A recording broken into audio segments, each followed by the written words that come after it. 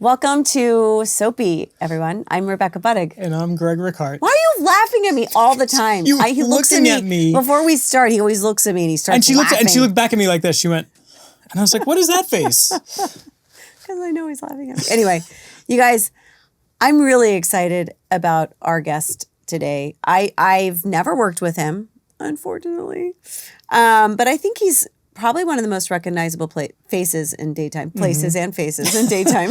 I mean, the hair, the stare, the jawline, the smile. He's got an incredible smile. He's a very handsome man. His name is Joshua Morrow from The Young and the Restless. He's my pal, and he will be with us when we come back. He's his pal. He's my pal. Yeah.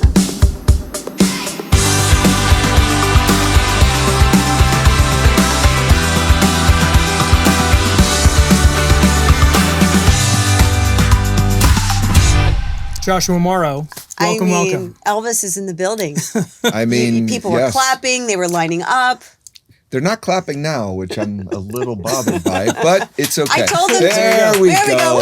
There we go. You didn't even have to ask for that. This was in my rider. Yeah. Applause, lots of compliments. No eye contact. No eye contact. So I was thinking about you yesterday. Of course you were. Of course, as I do every day. Standard. Do you still have the shrine? Yes. Yeah, good.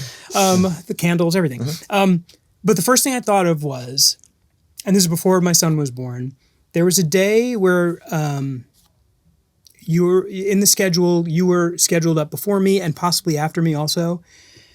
And I had known you at this point for well over a decade. And I had gotten a call from production asking if they could move my scenes. And then you called me directly and appealed to me. And you said, I've got to get to my kids. It was either a practice or a game.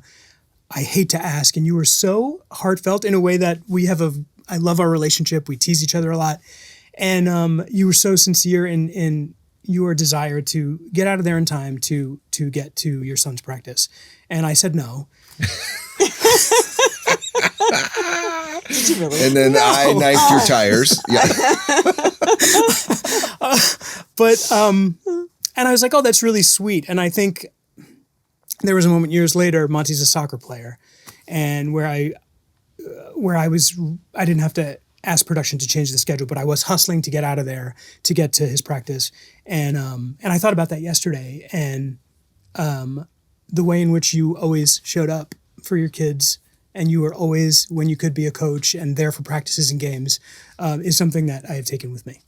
Thank you, man. That is, it is my purpose on this earth was to be around my sons, and, sports, as you know, are everything to me. Mm-hmm. And to get to experience that with my own sons was not something I was willing to really,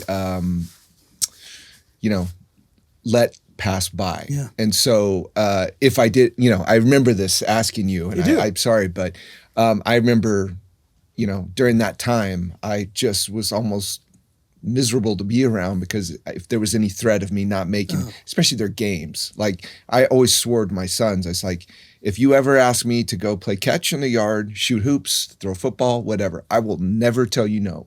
And I'm also going to coach you in everything that you do that is non-negotiable. And I said, it's going to be hard at times because I'm going to be hard on you, but I promise you, I will always be there for you, and I will not let work get in the way of that. So, where did that come from? Did you play sports? I did. Were you an athlete? Very Obviously. Much so. I still do. I mean, sports are my life. It's my through line. I know you have a podcast. It's all I care about. Yes. Yeah, it's all I care about. So, same with my dad. My dad coached me in everything I ever played. What did you play? Everything. I never, this was back, I'm very old. This was when kids could play. We age. Are, You are old. I am much younger than you. Yeah. I'm an embryo compared to both you of you. are, yeah, you're a child. What are you? Do you even know what the movie E.T. was? Yeah. No. See, we relate. It's just, the way my dad raised me. And, I remember the car rides and the games, and then the cheeseburger after, and then talking about and I've led a very blessed life, but I would give everything I have to go back and do that again with my sons. Everything. What about your daughter?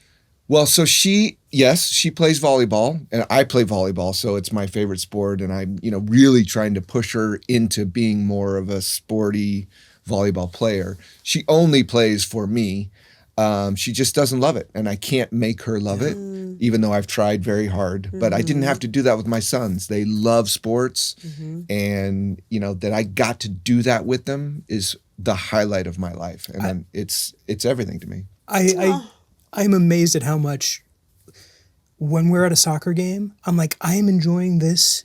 Watching these 9-year-olds play soccer more than I've ever enjoyed any professional game that I've ever gone to. Yeah, it is true. The greatest. And you'll appreciate this, that all my son wants to do is play soccer and wrestle and just beat the shit out of us all the time. And I'm like, where is my sensitive artiste? Where's my little artist? But no, we got a bruiser. Enjoy it.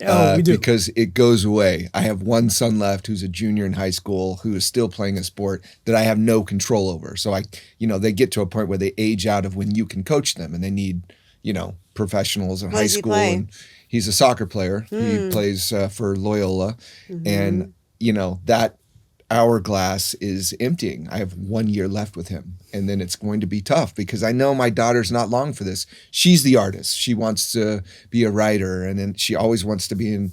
She writes her own films and scores them and edits them on her iPad. I mean, she is a storyteller to her core. So her and her brother Crew, who we want to talk about. Well, sure. The good segue is, and we don't want to rush this, but maybe you'll get to do that with your grandkids. You'll get to coach their teams. We'll see. I don't think any of my sons are on the, giving me grandkids path, but we'll see. I hope. I don't know. I work with Crew, Joshua's son, on The Bold and the Beautiful, and he is. From what I see, he's nowhere near giving you grandkids. No, he's he is a By the way, nor should he be yet. He is a single, good-looking, talented boy. He's very much enjoying being who he is at this age in his life, and he's a fantastic kid. I mean, his mother and I could not be more proud of him. Yeah. This kid was and he will never tell you this. He was a lacrosse superstar. Really? He could have played anywhere in the country if he wanted to. Wow. Any school would have been like, yes. And that was my dream for him. Him sitting at a table and picking his school, and me flying on the weekends to go and watch him play this game. I mean, he is the most courageous, tough, ferocious competitor that I know in this sport. And I was like, oh, yes, I've got one who's going to go and do this. And, he went up to Oregon, which is where I offered him $20,000 to play lacrosse at Oregon, because he was like, maybe not. I go, I'll give you $20,000 because this is for me. And this is who he is. He goes, nah. And I'm like, how good is your life? I'm willing to. Did he even try to negotiate? He's like, let's 50 and we'll think about it. We didn't even get this far. Wow. So he went up with his mother to Oregon I was like, once he gets there, he's going to play. I'm going to be on a flight every weekend going to Eugene and watching my son play lacrosse. And Toby calls me and goes, you're never going to believe what Crew just told me. I'm like, what? She goes, he's not going to go to school now and he wants to be an actor. And I'm like, what? What? And she goes, you're going to need to talk to him. So he comes home and I'm like, what are you doing? And he goes, I'm just going to be an actor like you. And I go, it's not that easy. He goes, I'll never Watch be good. me. He looks at me and goes, we'll see. And I'm like, but this is who he was coming out of the womb. So you just want your kid to be happy. You want them to chase their dreams. I know. And again, we never thought this was even something he was considering, because he wasn't. I'm not kidding you. They'd be like, yeah, they're doing The Music Man at school. He's like, I'm not doing that. No interest in this whatsoever. And now he's freaking Will Spencer. Wow. Got a great job and he's crushing it. They love him there. He works all the time. Well, so how much does his journey, at least to where he's at right now, mirror your beginning? It's the exact same. We both got our jobs at 19, started at 20. But was it that easy for you? Did you start auditioning weeks before you? It kind of was. So I was in school, and the basketball coach that I was trying out put all of the players in theater. So they didn't really have to go to class, but they got credit and they could stay eligible. And I went to the theater class and I looked around and I was like, there's like an 85% ratio of girls to dudes. I'm going to stick with this theater thing. And by default, I'd done one play that, whatever. I pretty much got every lead, not because I was any good. I was the leading man guy in the also let's eligible guys. Well, yes, there's also like if it's 85-15, it's like of that 15%, maybe there's not so many leading men, romantic leads that they were in that exactly amongst that 15%. Right. And that's why I got most, for sure, because I was very green. But one day I was doing this play called Dark of the Moon. It was this really flashy role, and this was back when they were newspapers, and there was a calendar section, and we got a really good review in the calendar section. And this was just at Moore Park College in Simi Valley.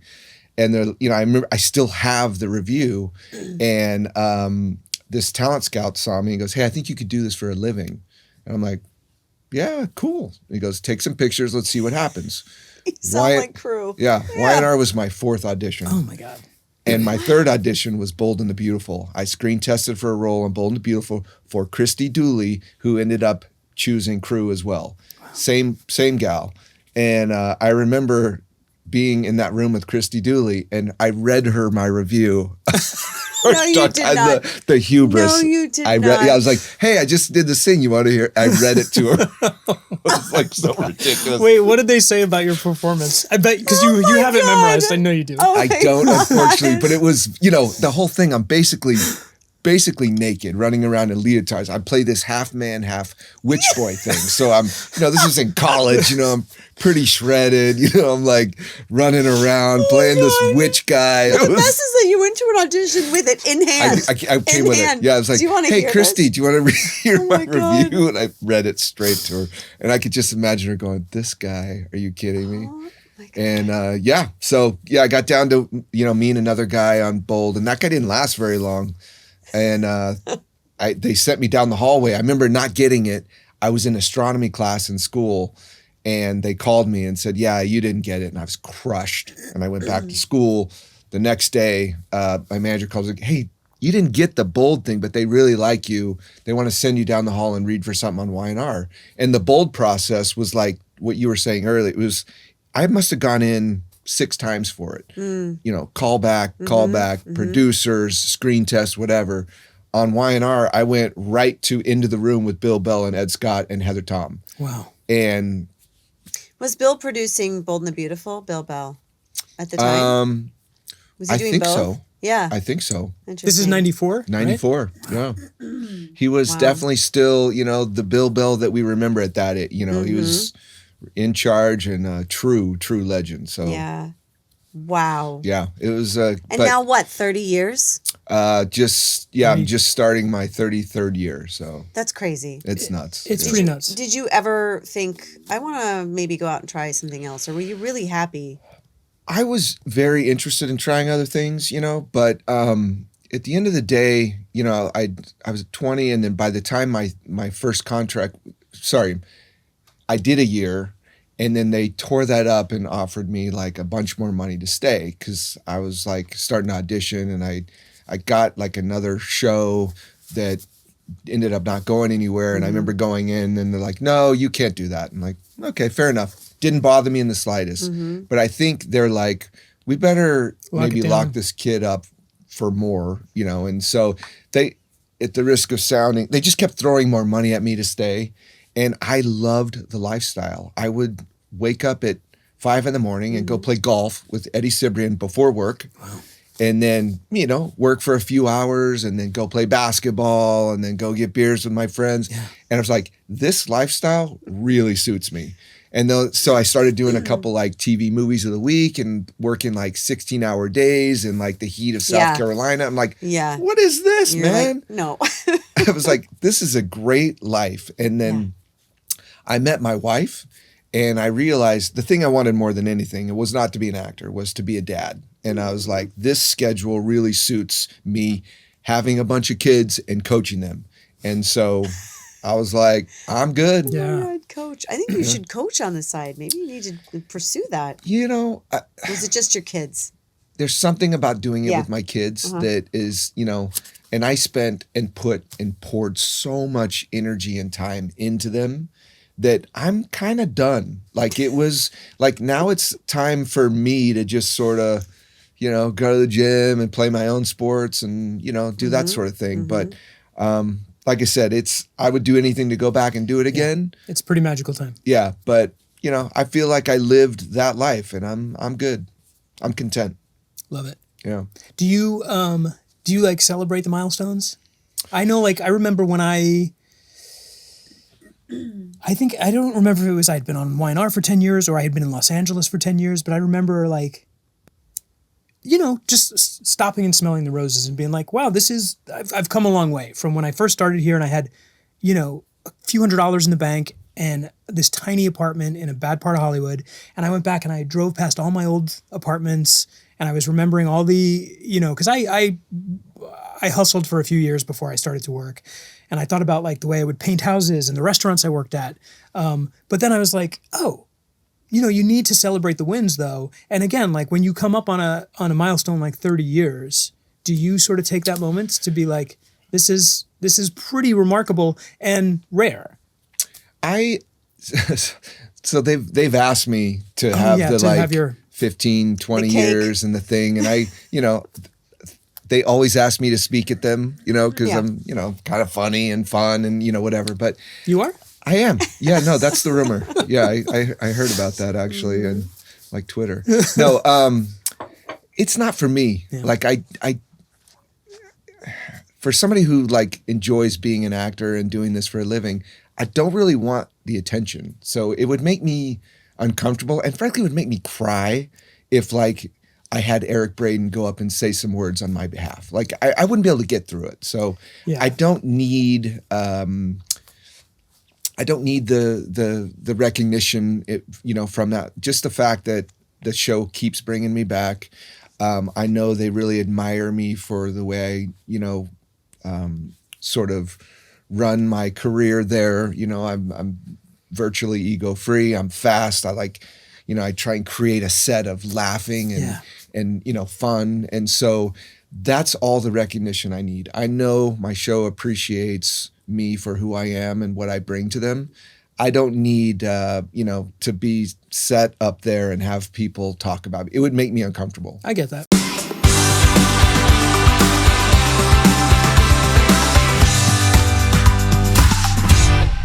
I mean, you said it all, but it's true. You are so fun and professional. And I don't know if... Do you think there's one person that taught you that? Because I always think about Jeannie. And Jeannie always saying to me when I had first gotten there, Jeannie Cooper, who was the matriarch of Young and Restless for years and years, who would say, it doesn't matter how serious the work that we're doing is, you have to find a way to make it fun. And she always did. And I would love group scenes with her where she'd like find your eyes and just start flirting with you, Yeah. Things like that. So was it Jeannie for you or a multitude of people? Honestly, it was my dad. I was raised to be a certain way and to behave and to be respectful at all times without taking myself seriously. He was in the military. He was in law enforcement. I grew up in fear of him, of just letting him down, but that's not a negative. So I knew that I'm going to handle myself in a way that I always think he's watching, and I want him to be proud of me. Sorry. And I know he is. So it's easy to do because I've just made a point of being a good person, and I want everyone. We're in a very serious business, as you know. It's very dramatic and can be very stressful. I take it upon myself to make it fun, and we're going to get through it. It's going to be fast, but there's going to be no drama while we're doing it. Yeah. We're just going to do. We're just going to have some fun. I wish everybody did what you do. I lost my dad a year ago. Oh, same thing though. He taught me a lot. So, dads rock. Yeah, dads are amazing. Hand me the tissues, people. I hope they're right there. They're right there. I hope my sons don't do that, Jimmy. Because like, I'm hard on them. Like, if you ever have crew on this couch, oh, thank you. He doesn't need one. Yeah. He made me cry.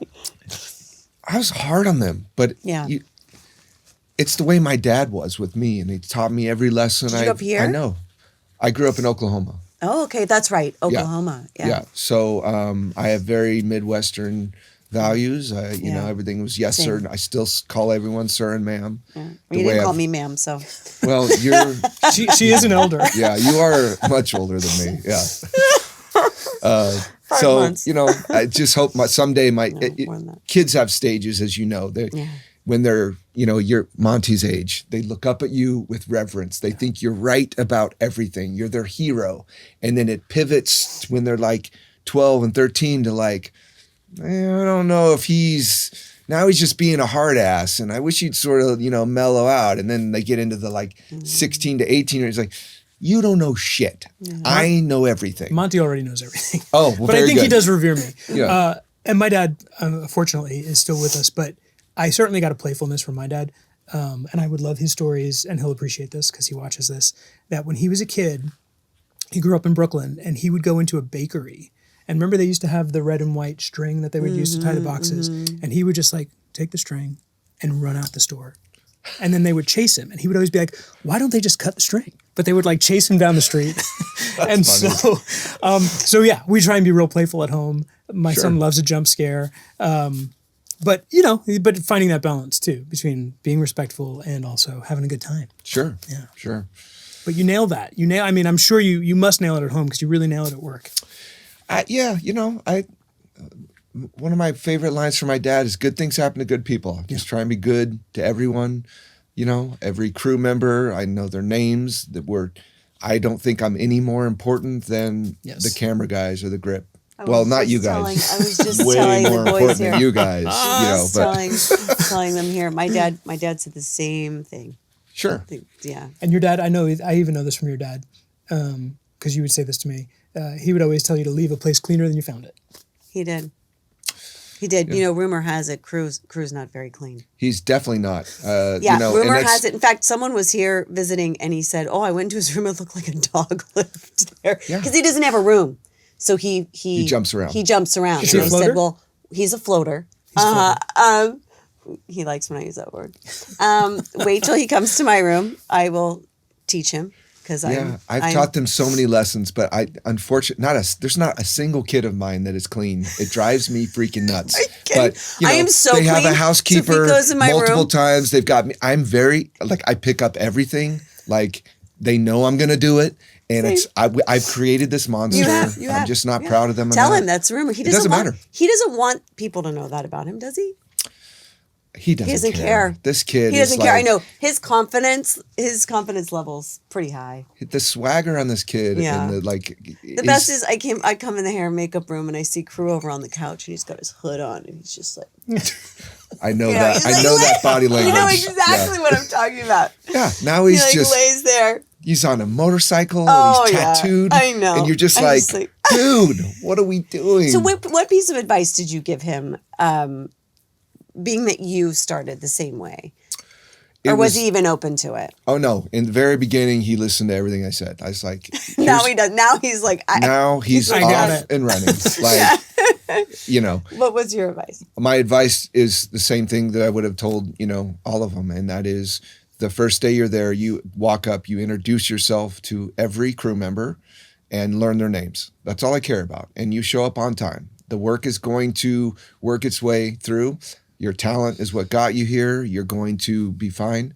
But, do not forget who you are and the way I raised you. And so I can only hope that he's still doing that. I've got incredible amount of confidence in him. And he also has that in himself. Oh, yeah, he does. Did you have that at 19?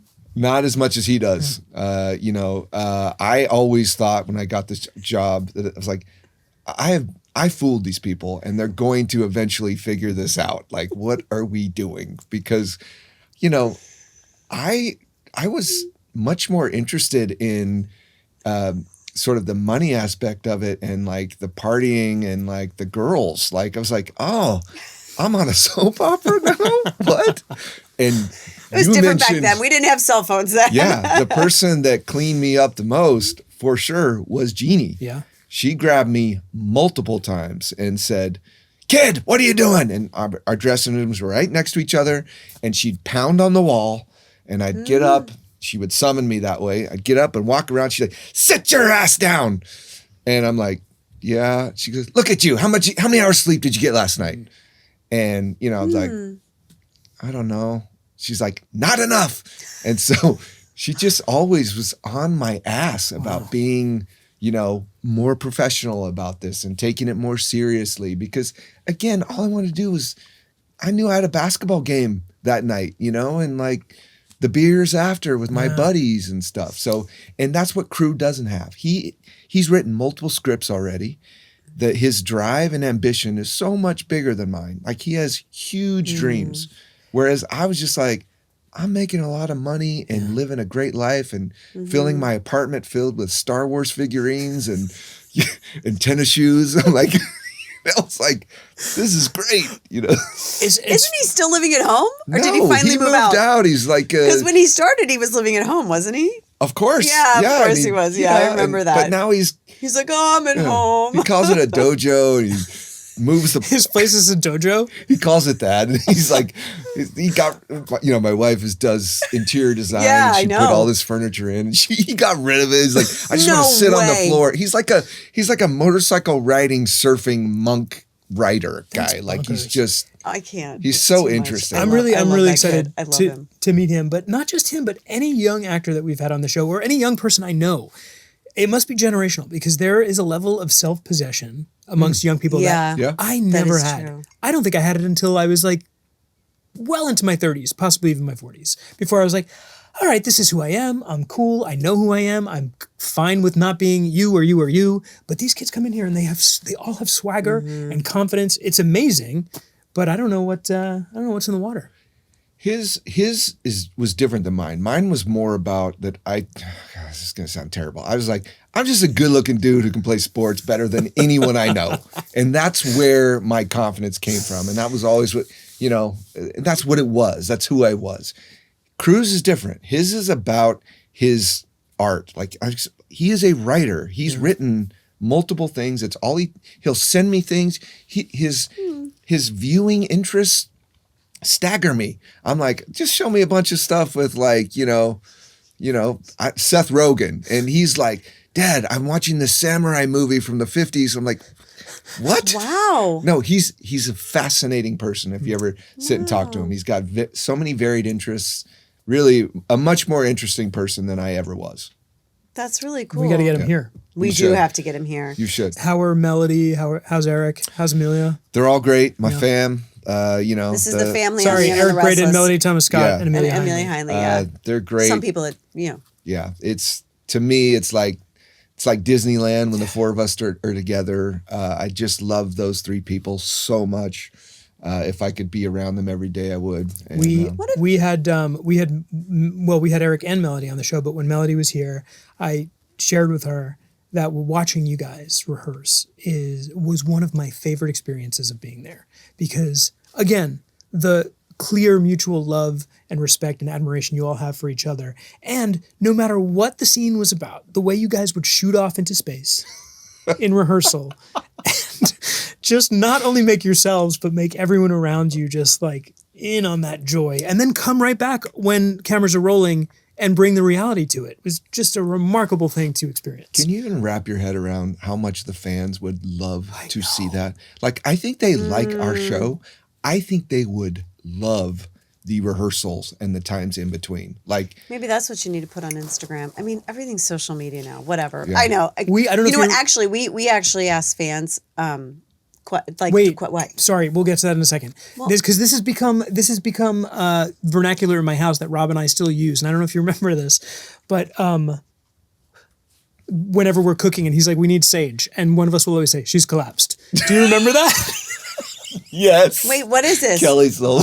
Tell us what this is. Collapsed. What? Tell us the inside joke. So, she collapsed. Who? Like how many times? So Eric Braden had a line where the Kelly Sullivan, who played this character, Kelly Sullivan played a character named Sage, and something had happened. Well, she collapsed is what happened to her, and Eric had to say it, and I don't know what it was about the way in which he said it, but we couldn't get through it, and we blew so many takes, which doesn't normally we can get it together when we have to. And I went home and I remember saying to Rob, we couldn't get past this scene because Eric would say, Sage, she's collapsed. I don't remember who laughed first. It might have been him. And we just kept on this thing. And so literally anytime the word Sage comes up, one of us will say, she's collapsed. I mean, there's no more entertaining or beautiful thing in the world to me than when Eric Braeden specifically cannot keep it together. Yeah. He's this gruff, icon, Mount Rushmore of whatever, but the intensity and the toughness and whatever. But when he starts giggling or can't keep it together, it's like, I can only imagine. Childlike and beautiful. Yes. I know. Just like, I can only imagine. It's amazing. It's just so joyful. And, no fan would ever even think that because he's just, I know. Victor freaking Newman. Serious. Yes. Yes. He's just, has he given you any advice that stuck with you, or what have you learned from him, do you think, after 30 years? Honestly, the big advice giver was Peter Bergman. When I first started, he made it a point to really grab me and talk to me religiously. He told us when he was here he loves young actors and he loves imparting He said advice. that to me. Yeah. He's like, I love when young people come on this show and I want to see them grow, and and he just gave me the best advice early on, over and over again. And, whenever I'd get like a nod of approval from either him or Eric Braeden, it was like, victory, it was just like they Peter taught me a lot about sort of handling myself. I learned a lot from Eric just by watching him, the way he played Victor Newman. It's sort of, it's magic what happens with him when Victor Newman, the quintessential Victor Newman, has a scene, whether it's tender with Nikki or smoldering or whatever. Angry. I love seeing him angry. Sure, of course. So I mean, whatever it is, he tapped into something that we'll never see again. Yeah, he's I so remember powerful. Early on, everyone's like, "You could be the next Victor Newman." I was like, "Please stop comparing me to him. That will never happen. That is a once in a generation person playing this once in a generation role. That's not going to be matched. So."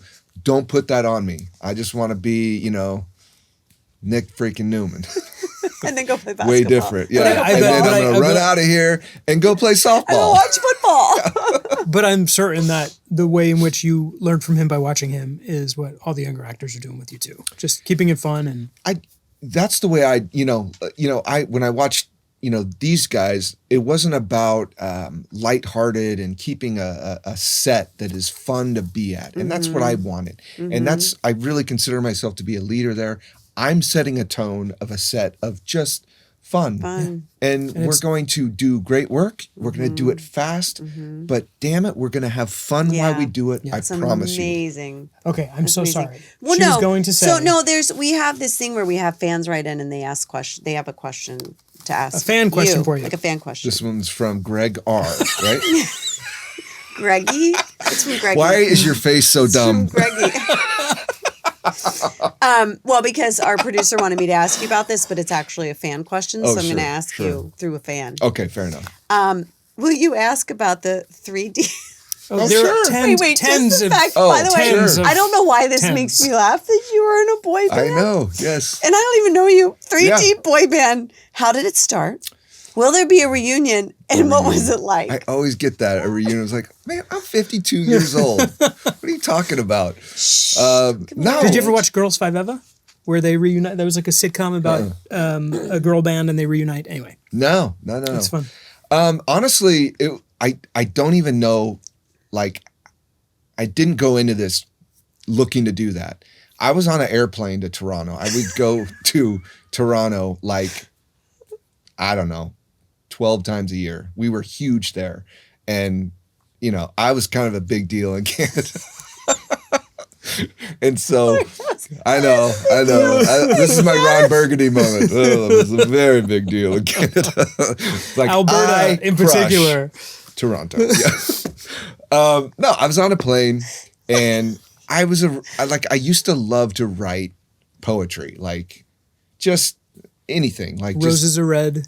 A little more, like roses are more like, sexy red. I yeah, got you. no, I'm kidding. I love to write poetry. Like I started in like, I don't know, my ninth grade. Yeah. And so I always had this book with me. It was like a notebook, and I would just write constantly. And I was on an airplane and writing, and I went up to use the restroom, and I left my book sitting on the little table thing that, whatever. And sitting next to me and the window, he goes, "You're Nick Newman." I'm like, "Yeah." He goes, "Well, what's all this?" And I go, "Oh, it's just stuff I write." He goes, "I read it." I'm like, "You read it?" I was like, "Dude, awesome." I don't think I would have ever done this. He goes, "That's good." He goes, "That could be a song." And I'm like, "Oh, no, it's just, I don't know. Literally, I didn't even show anyone. It was just sort of something to like, whatever." And he goes, "I'm going to introduce you to somebody in Toronto. How long are you going to be in town?" And I'm like, at that point I was like up for anything. I was like, "Yeah, cool. Let's go get some drinks and I'll meet you, whatever." And he introduced me to this artist up there and this producer. And next thing I know, we're like, maybe we could start a band. And I'm like, "I'm not a singer." And he's like, "It almost doesn't matter." And he goes, "You know anyone else who would do this?" I'm like, one of my best friend was Eddie Cibrian. So I go home and I'm like, "Dude, you want to start this boy band? I think we can make a bunch of money." He goes, "Yes." I'm in. He goes, "I'm in." It's that whole thing with Nate Bargatze. He goes, "In your 20s, you are down for anything." You're like, "I'm in, man." True. It is true. And I don't know. Who was the third guy? The artist in Canada. We actually like to call him the talent. He was the one who could actually really, really sing. CJ Heyer. He was fantastic. And, we just went in the studio and made a CD. And I remember it went gold in Canada. I still have the thing in my garage. Yeah. And so they're like, "We want to release it elsewhere." And both Eddie and I are like, "No, we're just going to do Canada." And he's like, "Well, we think you guys should like quit your acting jobs because our first album went great and go to Europe and start a tour." And I remember Eddie and I sitting in a restaurant and we're like, this is a moment right here. Like they offered us a bunch of money to leave and go do this European tour. But is the guy on the plane? Was he a music producer? No, that was that guy introduced us to a music producer in Toronto and CJ, who was an artist. Copy. Who was the guy on the plane? I don't even remember his name, but he was just in the music industry sort of in a murky way, I think. Something Cowell, Did your boy Cowell? Did your boy band I don't know. Did your boy band dance? Not really. We had nothing choreographed, that's for sure. Like we just, I was the guy who always had my shirt open. Okay. And we would just go out and it was, I remember opening for Destiny's Child in front of 20,000 people over New Year's. That's the millennium. In Toronto? In Toronto. Was it really in Toronto? I was kidding. Oh yeah, no. Wait, we were big, I'm telling you. It was like there was like 4 vans filled with beer. That's crazy. And we had 4 of the most intimidating bodyguards you ever seen. And we'd Eddie and I would fly out on like a Thursday and we'd go and do like 4 shows. Come home, work all week, go back and do it again. It was exhausting. So there's no chance of a reunion. Oh God, no. Destiny's Child hasn't come. No, like, hey, but we this need was an when opening act? Beyonce was in it. I met her because it was the best story of my life. Go for it. We are opening for them. Canada's Wonderland. It's basically their Six Flags. Okay. And Eddie was stuck in a plane to up in the air, like couldn't land, and me and CJ are just there. And we're supposed to go on, and finally Destiny's Child had to go on in front of us. The promoter's like, "This show we have to do it," and they're like, "But that's our opener's not here," and they're like, "It doesn't matter." So we always like to say, they forced Destiny Child to open for us. Did you play after that? Did you go on? We after? went on. As soon as Eddie got there, his plane was delayed. He literally rushed right out. Dude is nuts, man. That's wild. Oh my God. It was. Wait, so what was Beyonce like? Did you like? She was cold. Oh. She was cold. Not super friendly. She They were didn't know. pissed off at us too because we kept delaying everything. They wanted us to go on, and we're like, "Well, there's only 3 of us, and one of us is up in the air. What do you want us to do?"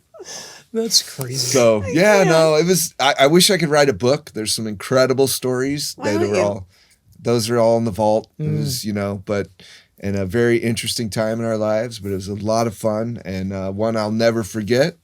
But I'm glad it's over. It was exhausting. Let me tell you, exhausting. Yeah, it sounds it. Also, like, I think the older we get, the more like your time and how you spend it becomes a commodity. Yeah, your time is everything, man. Time is everything. Okay, we got one last question for you. Okay. So the fan chat question? Or we did the fan one, right? Well, there's another fan one. Or we do the Chat GPT question. Chat GPT comes up with some good questions. Wait, you just say, what would you ask Joshua Morrow? Basically, or it's like, what's a question he's never been asked, things like that.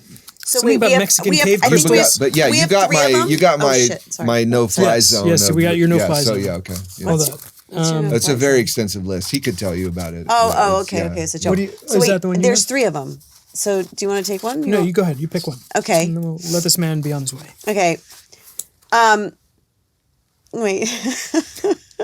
I don't even know what this is. means. I will sell you my blazer in the year 2027. Is that what it is? It's the only reason I came here, really, is to put some more pressure on you. Oh, not you. Girl. Oh, me? Oh, yeah. If you could direct a single imaginary scene in which... This is really long. This is from ChatGPT? This is ChatGPT. If you could direct a single imaginary scene in which present-day Joshua sits across from 20-year-old Joshua... So it's like a Back to the Future thing. On his very first week at Y&R, what very specific piece of advice would the older you whisper that the younger you absolutely wouldn't believe?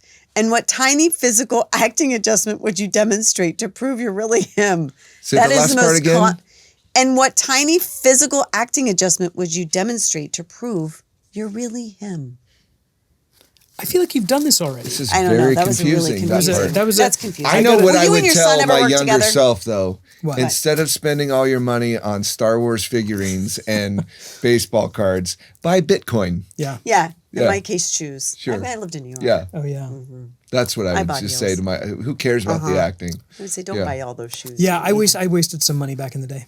If you weren't, it was your right to do that, right?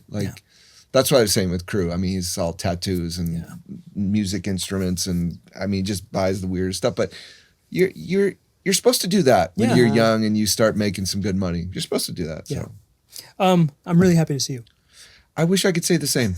It's been a little worse than a funeral for me. Oh my God. Yeah, it's been tough. When I say you are fantastic.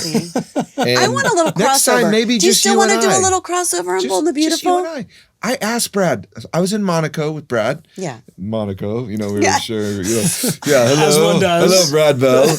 But Brad and I have been friends a very long time. Yeah. I love him. They had just hired Crew, and he hadn't started airing yet. And I was like, Brad, for all that's holy, please bring me over. I just want to have a scene with my son. He's like, yeah, that's a great idea. Yeah, let's do that. Such a good Brad. And we're like, we're drinking, and I kept saying, Brad, I'm serious. We do this all the time. Nick can come over. He can take Steffi to bed and hang out with Crew. And I go, that's her daughter. Steffi's married. That's my daughter. Oh, but I'm single. Thank you. You're the best. You are the best. I know. All right, I'm not saying anything else nice because I'm just setting him up right. I'm teeing you right up. You can catch this guy on The Young and the Restless weekdays on CBS. I have one more question that we do ask everyone. Okay. Why should people watch soaps today? It's an escape. It's about romance, and it's about crazy things that really don't or shouldn't happen.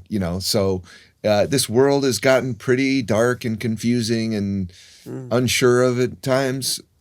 Soaps are about romance and fun. Interesting people who comfort.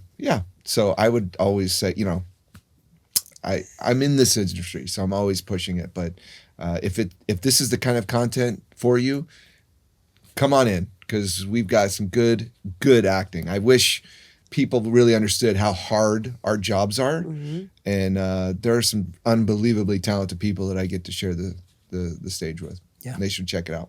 Not you, more you. You are amazing. Crossover. Is there any way you could mute his mic and we could just sort of? Well, I'm going to replace him with a computer. Don't Okay, worry. fair enough. My Lord. chat GPT. You can watch co-host. this man's very talented coworkers on The Young and the Restless weekdays on CBS and Paramount Plus, and you can catch this episode and any other episodes of Soapy on the CBS YouTube channel or wherever you get your podcasts. It was pretty nice. Thank you so having you here. much.